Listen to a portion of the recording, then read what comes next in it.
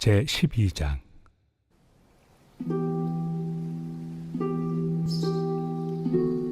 그러므로 형제들아, 내가 하나님의 모든 자비하심으로 너희를 권하노니 너희 몸을 하나님이 기뻐하시는 거룩한 산 제물로 드리라. 이는 너희가 드릴 영적 예배니라.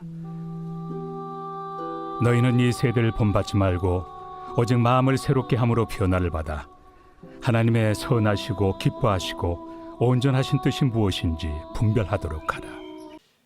저를 어떻게 소개해야 될지 좀 고민을 해보았습니다. 여기 계신 분들 중에서 저를 아시는 분들 중 풍성교회에서 저를 보신 분들은 저를 이렇게 부르십니다. 간사님 이렇게 부릅니다. 또는 왜 그러냐면 제가 선교단체 간사였기 때문입니다. 또 어떤 분들은 저를 선생님이라고 부릅니다. 왜 그럴까요? 교회 학교 때 만난 친구들이 있기 때문에 저를 선생님이라고 불러주십니다. 또 어떤 분들은 저를 목사님이라고 불러요. 왜 그럴까요? 목사인 게 들켰기 때문에 저를 목사로 불러주십니다. 또 어떤 분들은요, 저를 집사님이라고 부르기도 하십니다. 왜 그럴까요? 교회에서 좀 자주 봤으니까요. 좀 교회 용어로 생겼잖아요. 그러니까 저를 집사님이라고 불러주기도 하십니다. 오늘 제가 이 자리에 서서 설교를 이렇게 하게 된 그 근본적인 이유는 김창현 목사님께서 갑자기 저에게 소고기 사줄게 라고 하셔서 네 감사합니다 라고 해서 가서 소고기를 먹었는데요, 소고기와 이 설교가 교환이 됐습니다. 그래서 감사함으로 소고기빨로 이 자리에 서게 됐습니다. 원래 이렇게 분위기가 좀 딱딱하지 않죠? 저는 청소년 사역자로서의 삶을 쭉 살다가 보니까 분위기가 좀 이렇게 딱딱하고 이러면은 뭔가를 하려고 그러거든요. 지금 그래서 꾹꾹 누르고 있습니다. 지금 그렇군요. 그 BBC 하신 분들이 굉장히 많이 보여서 좀 안정감이 있네요. 오늘 이 자리에서 제가 설교를 하고 난 이후에 여러분이 저를 이제 앞으로 어떻게 불러주실까? 이게 좀 기대가 됩니다. 대부분 저를 목사님이라고 불러주시겠죠? 좀 재미가 없을 것 같아요. 저는요, 이 자리가 너무 소중합니다. 그리고 감사합니다. 여러분이 하나님의 자녀된 분들인 것을 제가 알고 믿기 때문에 그렇습니다. 여러분을 제가 영혼 한 분 한 분을 보려고 애씁니다. 영혼을 보려고 했습니다. 그래서 제가 그 영혼이 보일 때마다 그 영혼의 그 어떠함, 하나님의 그 일하심, 그 선하심, 그리고 앞으로 어떻게 하실까 어떤 그런 기대함, 이런 것이 느껴지면은요, 너무 감사합니다. 오늘 근데 이거와 이 상황과 좀 다르게요. 여러분이 저를 뭐 이렇게 저 사람 누구지? 목사고 그렇고 오늘 설교를 하네. 뭐 여러 가지 기대감이 있죠. 오늘 어떤 말을 할까? 저 사람 설교를 잘할까? 저 사람 찬양하는 거 봤는데 설교는 어떨까? 이런 여러 가지 많은 기대함, 소망감 있잖아요. 옛날에 풍성교회에서 저를 보시는 분들은 아셨을 테고, 오늘은 또 어떻게 할까? 여기 또 저희 가족분들이 있어요. 제가 실수하면 안 되는데 이런 걱정함도 있고, 지금 이 순간 가장 걱정하는 분이 계십니다. 바로 저기 저 멀리 옹진군에 살고 계시는 저희 어머니 유건사님께서 지금 너무 걱정하고 계세요. 제가 잘할 수 있을까? 또 한 분 더 계십니다. 저기 미추홀구에 사시는 박옥란 권사님이 제가 잘할까? 이렇게 걱정을 하고 계십니다. 박옥란 권사님은 제 장모님이시고요. 장인어른 계시고요. 그렇습니다. 오늘 저를 이렇게 표현하면서 소개하고 싶습니다. 저는요, 사랑하는 아내와 소중하고 너무너무 사랑스러운 딸 4명과 함께 논현동에서 살고 있는 사랑하는 행복둥지의 가장 김명진이라고 소개하고 싶습니다. 여러분 반갑습니다.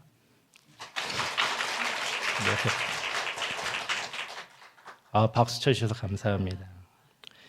지금 제가 설교를 안 한 지 한 1년 조금 지났거든요. 그래서 제가 이 설교를 준비하면서 내가 이걸 몇 분 할까? 30분 할까? 1시간 넘게 하는 거 아니야? 10분도 못 하는 거 아니야? 별 생각이 많이 들었거든요. 여러분이 이렇게 반응해 주시면 제가 신나서 예전의 페이스를 빨리 찾을 수 있을 것 같습니다. 지금 제가 완전 장난 아니거든요. 지금 창세기 지금 시작되고 있습니다. 완전 공허하고 혼돈하고 장난 아닙니다. 그래서 여러분이 반응해 주시면 끌어올라올 거라고 저는 믿습니다. 감사합니다. 네. 저는요 지금 목사의 직분을 갖고 있고요. 2004년도부터 사역을 시작했습니다. 선교단체에서 사역을 시작했고요. 지금 현재까지 21년 차의 선교사 사역자의 삶을 살아가고 있습니다. 사역자의 삶을 살아가는 데 있어서 중요한 것이 무엇일까? 이런 고민을 해보았습니다. 지금 저에게 다가온 하나님의 메시지는 이것입니다. 정신 단디하자. 뭐라고요? 네, 정신 단디하자입니다. 여기에는 여러 가지 뜻이 있겠지만 몇 가지 부분만 여러분과 함께 나누고 싶습니다. 생각을 잘해야 하고요. 삶의 우선순위를 잘 세워서 살아가야 한다라는 결정이 담겨 있습니다. 가장 핵심적인 것은 하나님 무서워해야 된다. 하나님 살아계신다. 하나님께 물어보고 살자. 까불면 다친다. 입니다. 이 말을 조금 더 풀어보면요. 아무 말이 안 들리면은 안 해야 하고 무엇인가 들리면 확인해야 하고 그것이 내 속에서 확신이 설 때까지 너 기다려야 해. 뭐라고요? 너 확신이 설 때까지 기다려야 한다라고요. 이런 메시지를 담고 있습니다. 마음 단디하자예요. 정말 어려운 일입니다. 내게는 좋은 생각이 있는데 이거는 이렇게 하면 되는데 너 나에게 이런 경험이 있잖아. 이런 거 빤히 보는 결과물이 있는데 내 생각이 있고 내 경험이 있는데 이 모든 건 내려놓고 하나님께 물어보는 것. 그것입니다. 하나님 어떻게 할까요? 하나님 제게 이러한 일이 일어났는데 하나님 어떻게 하면 좋을까요? 알려주세요. 제 생각은요 다 헛된 것입니다. 제 경험은요 다 헛된 것입니다. 제게 있는 좋은 생각들 다 헛된 것입니다. 저는 실패할 수밖에 없습니다. 오로지 하나님만 온전하시고요. 하나님만 완전하십니다. 하나님 가르쳐 주세요. 알려주세요. 인도해 주세요. 아멘. 이러면서 기다립니다. 어떨 때까지요? 하나님의 응답이 올 때까지요. 그때까지 기다리는 것입니다. 안 오면 안 하는 거예요. 왔는데 확신이 생기면 어떻게 하는 거예요? 가는 것입니다. 근데요, 그런 일이 별로 없고 확신이 올 때까지 뭐 그런 게 많이 일어나진 않아요. 대부분 확신이 잘 안 섭니다. 그래서 멈춰서 기다립니다. 이게 참 어려웠어요. 안 하고 기다리는 거. 제가 좀 주도적인 사람이거든요. 추진력도 좀 있고요. 이런 사람들, 이런 기질을 갖고 있는 사람들에게 기다리라라고 말하면 이거 정말 너무 어렵고 고통스러운 일입니다. 여러분, 근데 그거 아십니까? 이 기다리는 것이 믿음입니다. 하나님께 나의 믿음을요, 이렇게 보여드리는 거예요. 내 신념을 하나님께 이렇게 보여드리는 것입니다. 하나님께 대한 나의 믿음, 나의 신념을요. 그리고 그 다음 이 말씀하시는 것에 확신이 들면은요, 그때 즉시 온전히 바로바로 순종하며 나아가야 되는 것입니다. 저는요 기다리는 거 잘해요. 저 기다리는 거 정말 잘하거든요. 그런데요 머뭇 좀 할까 말까 하면서요 늘 못해요.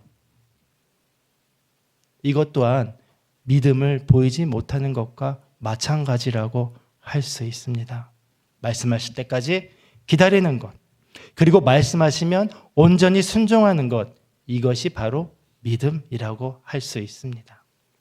하나님을요, 하나님 되게 인정하는 행위라 할 수 있습니다. 하나님을 온전히 예배하는 것입니다. 이런 과정을요, 성경에서 많이 언급하고 있는데요. 그 중에서 가장 대표적이라고 말씀드릴 수 있는 것, 믿음하면 떠오르는 인물 누구죠? 믿음 하면 믿음의 조상? 그렇죠. 우리 소품교회 성도님들이 이렇게 대답을 잘 해주시는군요. 네, 아멘. 맞습니다. 아브라함입니다. 그 중에 아브라함이 이삭을 제물로 바칠 때의 사건을 통해서요, 저의 삶과 여러분의 삶을 함께 살펴보도록 하겠습니다. 창세기 22장 2절입니다. 함께 읽도록 하겠습니다. 여호와께서 이르시되 내 아들 내 사랑하는 독자 이삭을 데리고 모리아 땅으로 가서 내가 내게 일러준 한 산 거기서 그를 번제로 드리라. 예, 이 이야기 모두 다 아는 이야기입니다. 그리고 이 구절은 하나님께서 아브라함에게 명령하신 내용입니다. 하나님이 구체적으로 말씀하셨습니다. 내 생각이나 다른 의견을 끼워 넣을 수 없을 정도로 구체적으로 명령하셨습니다. 이것을 풀어서 쉽게 표현하면 이렇습니다. 아브라함아, 모리아산으로 올라가서 거기에 돌 큰 거 있잖아. 제사 드릴 만한 아주 큰 돌, 거기에 너 알지? 네 아들 이삭을 올려놓고 거기서 제물로 바쳐 죽여! 라고 하는 것이었습니다. 너무 구체적인 명령이었습니다. 아브라함이 어떻게 반응하죠? 우리가 다 아는 대로요, 다음날 아침에 일찍 일어나서 나귀의 안장을 올리고 두 종과 이삭을 데리고 떠납니다. 저는 여기서요, 다음날이라는 것에 주목하게 됐습니다. 곧바로 간 것이 아니라요, 다음날 이른 아침입니다. 반나절 대충 한 6, 7시간 정도 지나지 않았을까 한번 예상해 봅니다. 아브라함이요, 고뇌했을 것입니다. 무슨 생각을 했을까요? 갑자기 이게 무슨 일이지? 왜 갑자기 나에게 이러한 일이 일어나는 거지? 아브라함의 속사정이 막 들리는 것 같습니다. 곰곰이 생각해 보니까요, 아브라함의 그 입장이요, 이해가 되는 것 같아요. 아브라함의 입장에서 생각해 보면요, 무서웠을 것이라는 생각이 들었습니다. 이거 말 안 들으면 큰일 나겠다 싶었을 것 같습니다. 제가 왜 이런 생각을 했냐면요, 이거 경고 같거든요. 마지막 기회 같은 느낌이에요. 자식이요, 여러분. 내 자식이요, 아프면 어때요? 너무 고통스럽잖아요. 네? 감기만 걸려도 너무 고통스럽잖아요. 저희 집은 감기가 한번 걸리면은 1, 2, 3, 4 연차로 이렇게 다 걸립니다. 그리고 5, 6으로 제가 마무리를 짓습니다. 너무 고통스러워요. 감기 한번 걸리면요. 그것도 내 자식이 아프면 어때요? 차라리 내가 아프면 좋겠다. 그렇잖아요. 그런데요, 자식을요, 죽이래요. 자식을요, 제물로 바쳐서 죽이라는 것입니다. 이 어마어마한 고통을요, 나에게 명령하실 때, 여러분, 그 고통, 그 아픔보다요, 더 큰 뜻이 있지 않을까요? 네? 이 어마어마한 것을 우리에게 명령하실 때는요. 이 정도의 명령이면요, 여러분, 생각할 필요가 없어요. 그냥 즉시 온전히 순종해야 합니다. 이거는 사람의 생각을 벗어난 영역이에요. 아무 설명 없이 아브라함이 이른 아침 일찍 일어나서 그냥 가버립니다. 제가 20대에 열정이 넘치고 막 피가 펄펄 끓는 그 선교단체 사역자 시절에 저는 이 풍성교회로 오게 됐거든요. 풍성교회를 대충 다 아시겠죠? 네. 제가요, 풍성교회라는 그곳에 그냥 간 것이 아니었습니다. 정말 기도를 오래 했습니다. 간절했습니다. 건강한 교회 공동체를 만나고 싶었습니다. 부모님에 의해서 교회를 다니고 싶지 않았습니다. 제 신앙 고백에 따라 하나님이 부르시는 곳에서 사역하고 싶었습니다. 마치 아브라함처럼 본토 친척 아비 집을 떠났습니다. 간석동 반지하에 자리를 잡았습니다. 정들었던 교회 공동체를 떠났습니다. 그리고 하나님 앞에 홀로 서서 질문했습니다. 주님, 어디로 가야 할까요? 제가 어디에서 섬겨야 할까요? 기도했습니다. 어느 날 기도하는 중에요, 정말 무섭도록 명확하게 그때 당시 그 풍성교회인지도 몰랐거든요. 그 교회 건물이 떠올랐어요. 이게 딱 생각이 나는 거예요. 그리고 대략적으로 위치가 어디쯤이겠구나라는 생각까지 떠올랐어요. 그리고 무턱대고 예배 드리러 갔습니다. 그리고요, 예배를 드렸습니다. 정말 너무 놀랐어요. 왜 놀랐는지 아십니까? 저희 선교단체 선교 본부장님께서 앞에서 설교하고 있는 거예요. 제가 얼마나 놀랐을까요? 예배가 끝나고요. 이제 막 그냥 집에 가려고 하는데요. 그때 당시에 백승훈 전도사님이라고 계셨거든요. 그분이 이제 저를 붙잡으시면서 어떻게 왔냐라고 물으셨어요. 그냥 왔습니다. 이렇게 했어요. 집에 가려고 하는데요. 좀 얘기 좀 하세요. 그래서 이 교회에 이게 오는 과정을요 조금 나눠드렸어요. 그리고 선교단체 간사입니다라고 이야기를 드렸어요. 그랬더니 제 팔을 막 끌고서 막 가시는 거예요. 막 가시면서 빨리 오시라고 저기에 지금 그 선교단체 간사님이 저기 계시다고 하면서 저를 막 끌고 가시는 거예요. 그리고 제가 그분 김지태 선교사님을 처음 이게 대면에서 만나게 되었습니다. 무서웠습니다. 김지태 선교사님이 무서웠던 게 아니라요. 이런 상황이 제게 벌어진 게요. 정말 무서웠습니다. 하나님이 무서웠어요. 정말 인도해 주셨구나 라는 것을 제 온몸으로 느낄 수 있었습니다. 그리고 저는 마음속으로 다짐하게 되었어요. 어떤 다짐을 했냐면요. 하나님이 만나게 해주신 이분을 통해서 나는 배워야 되겠다. 무엇이든 배울 거야. 이분이 말하는 것에 나는 무조건 예스야. 다른 말 필요 없어. 하나님이 이렇게 만나게 해주셨는데 내가 감히 거절해? 내가 아니라고 말할 수 있어? 내가 못한다고 말할 수 있어? 아니야, 나는 무조건 따를 거야.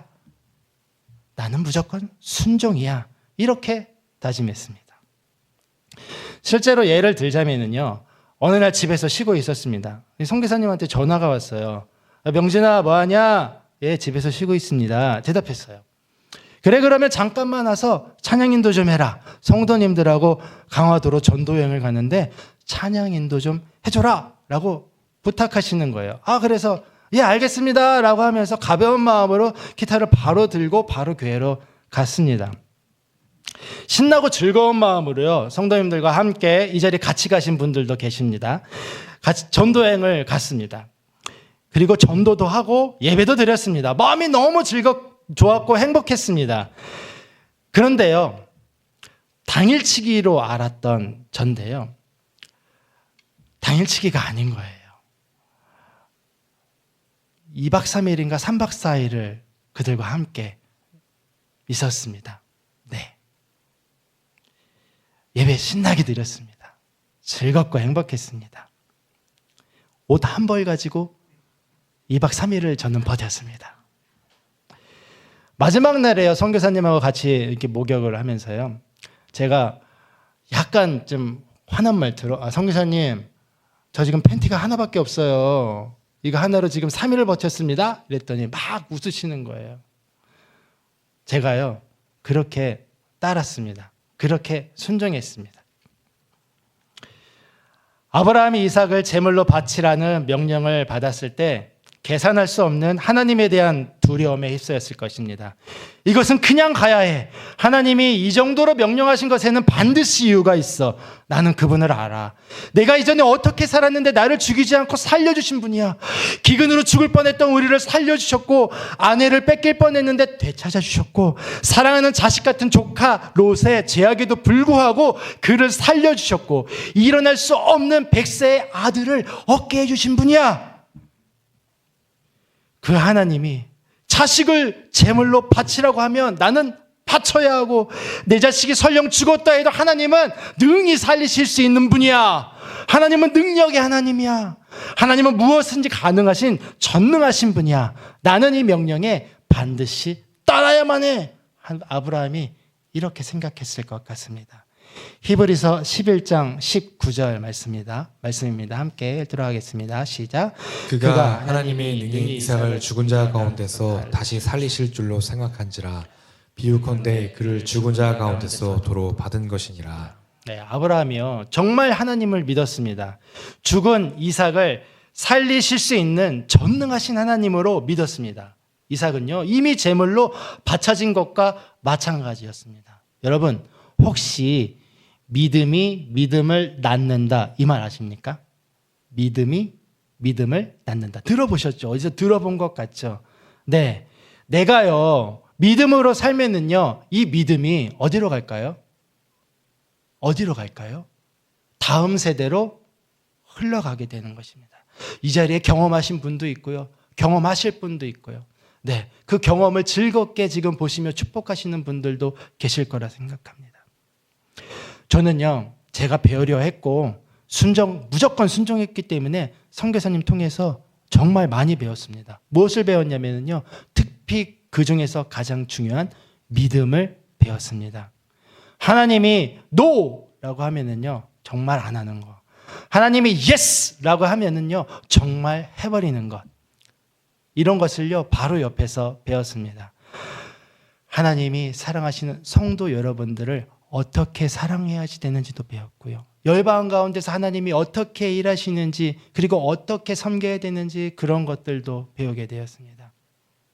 제가요, 이런 것들은요, 그냥 어떻게 강의로, 책으로, 영상으로 그냥 그렇게 배울 수 있는 것이 저는 아니라고 생각합니다. 이거는요, 어떻게 해야 돼요? 졸졸졸 따라다녀야 돼요. 같이 살아야지만, 옆에 붙어 있어야지만 배울 수 있는 것이라고 생각합니다. 제가 10년을 넘게 김씨 선교사님을 쫓아다니면서 이것을 배웠습니다. 너무 감사했습니다. 아브라함 옆에는 누가 있었나요? 모리아 산을 따라가는 아들 이삭이 있었습니다.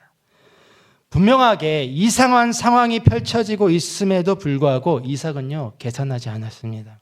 다만 궁금해서 물어보았어요. 양이 없었거든요. 늘 진행하던 제사의 방식이 아니었어요. 이상했어요. 그렇지만 이삭은 따라갔습니다. 그리고요, 아버지의 말에 따라 제단 위에까지 올라가서 누워버렸습니다. 자신을 죽이려 하는 그 순간까지 이삭은 아무런 저항을 하지 않았습니다. 여러분, 이 장면이요, 영화의 한 장면처럼 후 지나갈 수 있어요. 단순한 이야기처럼 싹 지나가 버릴 수 있습니다. 그러나요, 이 장면은요, 여러분, 사실입니다. 얼마 전에 제가요, 수술했습니다. 제 몸에서요, 한 장기가 사라졌습니다. 쓸개가 없어졌습니다. 쓸개 빠진 놈이 됐습니다. 여러분, 수술을 하려면은 누굴 믿어야 되죠? 의사 믿어야 됩니다. 의사에 대한 신뢰가 있어야 돼요. 의사 선생님 만나고 그분과 대화를 나눴어요. 이분이 어떠한 분인지, 그 수술 분야에 대해서 권위자이시더라고요. 그리고 이야기를 나누고 어떻게 수술할 거다, 무슨 상황이 벌어질 수 있다, 이런 걸 자세히 설명해 주는 거예요. 그런 것을 보고 이분에 대한 신뢰가 생겼습니다. 그리고 바로 결정했습니다. 수술하겠습니다 라고 제 몸을 맡기고 수술을 했습니다. 마찬가지로요, 이삭은 아버지에 대한 전적인 신뢰를 가지고 있다는 사실을 여러분 발견할 수 있습니다. 아브라함이 어떻게 살아왔는지, 옆에서 이삭이 어떻게 아버지를 생각했는지 이 장면을 통해서 알 수 있다라는 것입니다. 모리아 산이 자료를 찾아보니까요, 744m, 해발 744m 정도의 높이를 가지고 있다고 합니다. 인천 계양산 아시죠?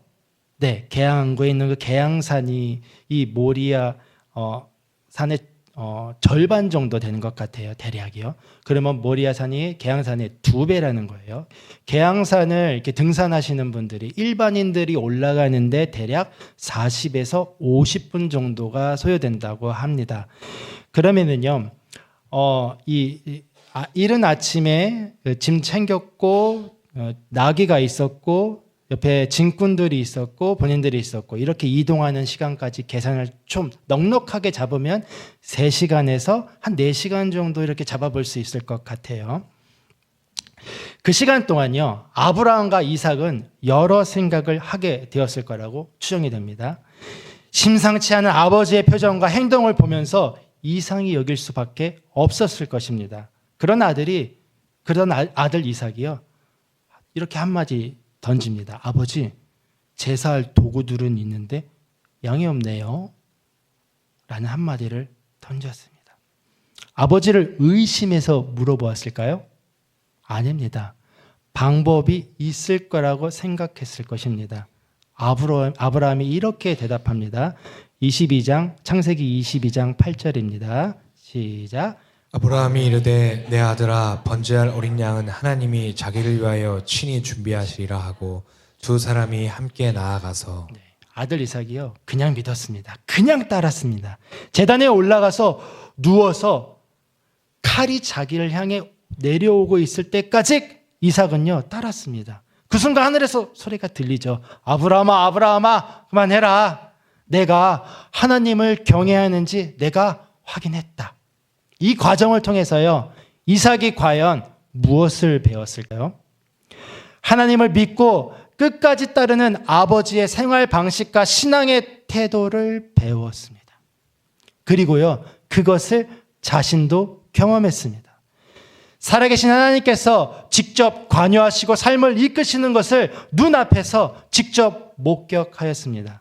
자신도 따라서 하나님을 직접 경험했던 것입니다. 여러분, 믿음에는 시련이 따라옵니다. 믿음으로 살아보려 했는데 고통을 경험할 수 있습니다. 아버지를 따라서 갔는데 끝까지 믿으려 하였는데 갑자기 내가 제단에 올라가서 죽임을 당할 것 같은 시련이 찾아올 수 있습니다. 허나 그 믿음을요 끝까지 지키면 반드시 살아계신 하나님을 경험하게 되는 놀라운 비밀이 여기에 숨겨져 있습니다. 여러분 믿으십니까? 아멘. 믿음으로 사는 삶에는요 시련이 있을 수 있지만요 누구의 말처럼 실패는 없습니다.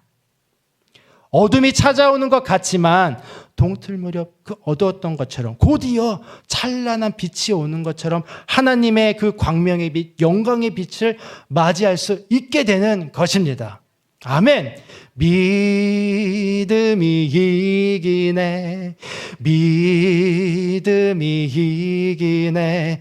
주 예수를 믿음이 온 세상이 이기네. 다 같이 믿음이 이기네. 믿음이 이기네. 주 예수를 믿음이 온 세상이 한 번 더 해보십시다. 믿음이 이기네. 믿음이 이기네. 믿음이 이기네. 주 예수를 믿음이 온 세상이 이기네. 아멘. 사실 아브라함은요 그의 삶을 자세히 관찰해 보면 작고 초라해 보여요. 우리는 아브라함이 믿음의 조상 이런 칭호를 달았잖아요. 그래서 위대한 인물, 대단한 인물인 것처럼 보이지만요 그의 삶을 자세히 관찰해 보면 그렇지만도 않습니다. 아브라함도 자기 자신을 그렇게 위대한 인물이라고 생각하지 않았을 것 같습니다. 모리아 산을 오르는 그 시간 동안 아브라함은요 자기의 삶을 되돌아보았을 것 같아요. 100세에 얻은 자식을 죽여야만 하는 이 상황이 아브라함은 엄청난 고통, 시련, 이것이 칼날처럼 자기에게 다가와 막 심장을 후벼 파는 듯한 그러한 고통을 느꼈을 것 같습니다. 지나간 과오들, 자기가 잘못했던 거를요 생각하지 않을 수가 없었겠죠. 그것이 막 소나기처럼 막 부어지고 스쳐 지나갔겠죠. 후회도 했을 거라고 저는 생각합니다. 창세기 12장에는요 애굽 사람들에 의해서 죽임을 당할까 봐 아내를요 누이라고 속입니다. 거짓말했습니다. 창세기 16장에는요 아내 사라가 자기는 임신하지 못할 것 같으니까 그러니까 첩을 들여라, 그를 통해서 아들을 봐라라고 했고 이에 동의했고 실제로 그 일을 행했습니다. 이런 부끄러운 큰 과오를 범하기도 했습니다. 창세기 20장에는요 그라랑 아비멜렉에도 아내를 누이라고 속였어요. 반복적인 거짓말을 해서요 당장 눈앞에 닥쳐온 그 어려움을 피하려고 했습니다. 이 행동이 무엇을 나타내는 것일까요? 여러분 잘 생각해 보면은요 그의 그 광야의 삶, 그 유목민 왔다 갔다 하는 그 삶이요 참 피곤했구나, 힘들었구나, 이것을 느낄 수가 있습니다. 그가 하나님이 주신 그 약속이요, 그 약속이 희미해졌구나, 많이 잊어버렸구나, 아니면 그 힘을 잃어버렸구나 라는 것을 우리가 엿볼 수 있습니다. 아브라함이 모리아 산을 오르는 동안 마음속에 이 괴로움의 눈물이 흐르지 않았을까요? 자신이 처한 이 상황이 얼마나 괴로웠을까요?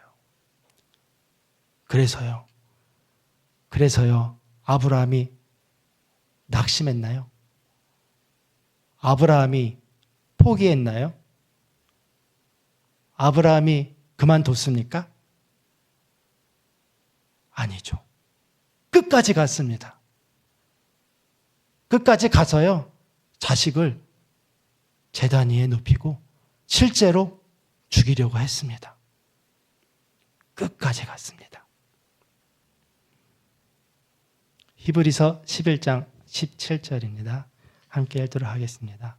아브라함은 시험을 받을 때에 믿음으로 이삭을 드렸으니 그는 약속들을 받은 자로 돼 그 외아들은 드렸느니라. 성경이 이것 정말이라고 증언해 줍니다. 믿음으로 이삭을 제물로 드렸다고 표현합니다. 그런데 말입니다. 이것이요. 하나님이 아브라함의 약해져가는 믿음을 흔들어 깨우는 테스트이었던 것입니다. 아브라함의 믿음이 지금 어디까지 왔는지 테스트를 통하여서요.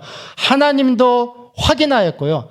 아브라함도 자신의 현 위치를 확인하였고요. 여기에서 끝입니까? 아닙니다. 아들 이삭이요. 이것을 봤어요. 두 눈 시퍼렇게 뜨고 이것을 직접적으로 경험하였습니다. 아들 이삭, 이 이후의 삶이 어떻게 됐을까요? 이것이 다음 포인트 있는데요. 다음 전개되는 포인트인데요. 아주 멋집니다. 아버지 아브라함의 삶의 과정을 통해서 믿음을 배우게 되었고 더 발전된 모습으로 믿음의 삶을 이어가게 되었습니다. 이것이 창세기 25장에 나오는데요. 이삭이요 40세가 되었을 때 아내 리브가와 결혼하였고 60세가 되어서 야곱과 에서를 얻게 되었습니다. 대략 20년의 기간 동안 자식이 없었어요. 근데 아버지처럼 했어요? 하지 않았어요? 하지 않았어요.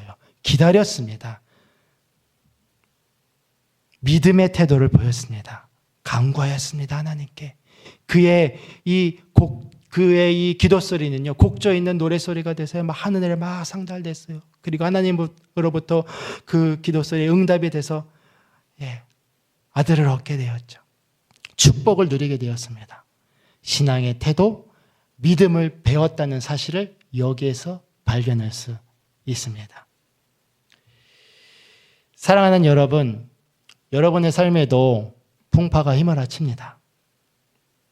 고통 없는 신앙이 없습니다. 모든 사람은요, 동일하게 고통을 겪게 되어 있습니다.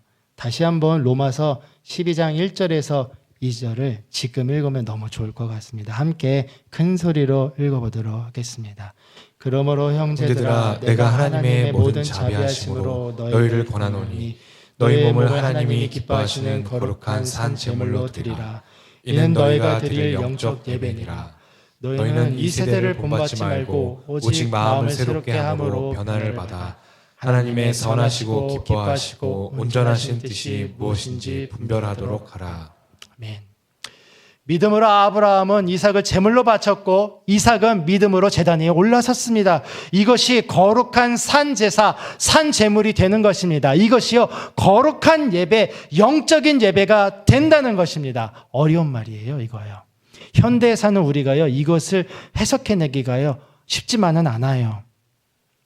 그래서 어떻게 살라는 것입니까, 여러분? 지금 우리가 읽은 성경의 내용에 그것이 나옵니다. 바로 분별입니다. 뭐라고요? 분별입니다. 이 말은 쉽게 더 표현하면은요, 따라하지 말라는 것입니다. 따라가지 말라는 것입니다. 진리 위에 굳건히 서서 하나님을 따르라 라고 말하는 것 같습니다. 근데요, 뭐 어떻게 따라가라는 것입니까? 좀 더 파고 들어가 보자고요. 이 세대가요, 지금 이 세상이요, 가리키고 있는 방향성이 있어요. 이것이 바로 영향력입니다. 이것을 조금 더 자세히 표현해 보면요, 세상이 우리에게, 지금 우리가 사는 이 세상이 우리에게, 우리 기독교인도 마찬가지고요, 우리에게 가르치고 있는 게 있는데요, 가치가 있어요. 가르치고 있는 가치. 그리고 문화라는 것이 있습니다. 문화에 이것을 가득히 포장해서 우리에게 짜잔 하고 와서요, 우리를 가르치고 있고 속이고 있고 어디론가 막 이끌어가고 있어요. 이것을 따르지 말라라는 것입니다. 제가 그냥 일상적인 삶을 살다가 1년여의 설교 이거를 하지 않았거든요. 일상의 삶을 살다가 설교를 해야 된다라는 상황에 놓여지면서 설교 모드로 들어가면서 제가 제일 먼저 선택한 것이 무엇인지 아십니까? 미디어를 제어하기 시작했어요. 예. 미디어 매체를 제가요 분별해내기 시작했습니다. 좋은 것을 보고 좋지 않은 것을 끊어내기 시작했고요. 그것으로부터 더 멀리하기 시작했습니다. 가까이 오지 못하게 하기 시작했습니다. 저는 이것을 알고 있습니다. 이것이 저에게 어떠한 영향력을 끼치기 때문에 이것이 또 설교로 막 파고 들어오기 때문에 제가 이것을 끊어내야 된다라는 것을 알고 있고 제가 그것을 실제로 했습니다. 그런데 여러분, 평소 일반적인 삶을 우리가 살 때는요, 저도 그냥 성도처럼 똑같이 살 때는 여러분, 드라마 재밌잖아요. 그렇죠? 선지 없고 티어 재밌잖아요. 선업티 보신 분 계시죠? 손을 안 들 수 없죠. 네, 일단은 들면 안 됩니다. 네, 아주 재미있는 드라마가 많은데요, 이거 끊기 어렵잖아요. 완전 끊으라는 얘기할까요? 현대에 사는 우리에게? 저는 거기까지는 가고 싶지 않습니다. 왜냐하면 저도 재밌거든요. 하나님이요, 마치 우리에게 다가와 아들 이삭을 바쳐라 라고 하듯 믿음의 시련을 주실 때가 있습니다. 그럴 때는요, 여러분, 여러 생각하는 거 아닙니다. 이런저런 나와서요, 하나님께 부르짖어야 한다라는 것입니다. 세상이 주는 가르침, 영향력을요, 싹둑 끊어버려야 된다라는 것입니다. 여러분, 드라마와 예배를 막 이렇게 저울질해야 될 그 시기가 여러분에게 닥쳐올 수 있습니다. 그럴 때 여러분 과감하게 그것을 끊어낼 수 있는 그런 신앙인이 되시길 축복합니다. 옆에 분에게도 그렇게 축복합니다. 이렇게 좀 얘기해 주시겠어요? 네. 예수님이요, 제자들에게 말씀하셨어요. 풍랑이 있는 바다에 배를 띄워라 라고 말씀하셨어요. 우리가 보기에는요, 이거 죽을 것 같아요. 내가 뻔히 보기에 이거 나가면 죽는데 왜 지금 배를 띄우라고 그래? 저 풍랑 속으로 어떻게 들어가? 라고 했을 때 여러분 어떻게 해야 돼요? 배 띄우고 들어가야 되는 것입니다. 안 들어가면 오히려 죽을 수 있는 상황이 있는 것입니다. 그것이 우리에게 살 길이 되기 때문에 우리는 풍랑 속에 배를 띄워서 가야 되는 것입니다. 예수님이요, 제자들에게 말씀하셨습니다. 깊은 곳에 가서 그물을 던지라. 그러면은요, 던져야 되는 것입니다. 저기 이 대낮에 저 깊은 곳에 가서 그물 던지면 이거 완전 헛수고하는 건데, 이거 완전 돈 낭비고 시간 낭비고 체력 낭비인데 이것을 내가 왜 해야 되는 거지? 이게 아닙니다. 그냥 가서 던지는 것입니다. 던지면 어떻게 돼요? 그물이 찢어질 정도의 엄청난 물고기, 그 재물을, 그 값진 것을, 그 축복을 우리가 수확하는 복을 누릴 수 있게 되는 것입니다. 여러분 믿으십니까? 아멘. 이것이 바로 믿음 안에서 믿음으로 살아가는 것입니다. 뭐라고요? 믿음 안에서 믿음으로 살아가는 것입니다. 우리가 이런 삶을 선택하게 될 때 우리는요, 이것이 바로 살아있는 영적인 예배를 하나님 앞에 올려드리는 것이라고 저는 생각합니다. 여러분, 이 세대의 가르침, 문화, 여러 가지 수많은 영향력, 우리가 끊을 힘이 없다고 사단이요, 우는 사자처럼 우리 옆에 다가와서 막 속여요. 너 그거 할 수 없어. 너는 교회 갈 수 없고, 너는 기도할 수 없고, 너는 예배할 수 없는 사람이야. 너에겐 이것이 더 중요하잖아. 너는 이 길로 가야 돼라고요, 우는 사자처럼 와가지고요, 계속적으로 이야기하고 속여요. 넌 못하잖아. 여러분, 그런데 우리는요, 끊어낼 수 있어요. 그 힘을 가진 자들입니다. 우리 안에 누가 계십니까? 성령 하나님이 계십니다. 그분이 계시기 때문에요, 이거는 우리가 당연히 끊어낼 수 있는 것입니다. 여러분 믿으시길 바랍니다. 축복합니다.